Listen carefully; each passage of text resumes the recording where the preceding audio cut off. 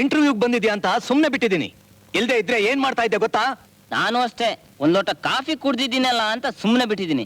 ಇಲ್ದಿದ್ರೆ ಏನ್ ಮಾಡ್ತಿದ್ದೆ ಗೊತ್ತಾ? ಏನ್ ಮಾಡ್ತಾ ಇದ್ದೆ? ನೀವು ತಿಂದಿದ್ದನ್ನೆಲ್ಲ ಇಲ್ಲಿ ಕಕ್ಕಿಸ್ಬಿಡ್ತಿದ್ದೆ. ಯಾಕೆ?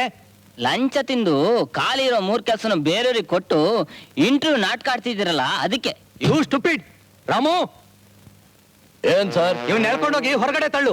ನೀನ್ ಹೊರಗಡೆ ಬಾ, ಒಂದ್ ಕೈ ನೋಡ್ಕೋತೀನಿ. ನಡೀರಿ ಸುಮ್ನೆ. ಇದಡಿಯಾ ಬಿಡ. ನೀನಾ? ಹ? ಸುಂದ್ರ, ಹ? ಸರಿಯಾಗಿ ಬರ್ಕೋ. ಹ. ಕುದುರೆಗೆ ತಿನ್ನೋಕೆ ಬಾದಾಮ್ ಹಲ್ವಾ ಮಾಡಿಸಿದ್ದು 6,000, ಮಾಲಿಶು 3,000. ಅರೆ ಇದೇನ್ ಸರ್ ಅನ್ಯಾಯ? ಕುದುರೆ ಬಾದಾಮ್ ಅಲ್ವನ? ತರ್ಲೆ, ಅದೆಲ್ಲ ನಿನಗೆ ಯಾಕೋ, ಹೇಳ್ದಷ್ಟು ಬರ್ಕೋ. ಅಲ್ಲ ಸರ್, ಎಸ್ಟೇಟಲ್ಲಿ ಕುದುರೆನೇ ಇಲ್ಲ. ಈ ಲೆಕ್ಕ ಬರಿಬೇಕಾದ್ರೆ ಇತ್ತು, ಆಮೇಲೆ ಸತ್ತೋಯ್ತು ಅಂತ ಯಜಮಾನ್ ಹೇಳಿದ್ರಾಯ್ತು.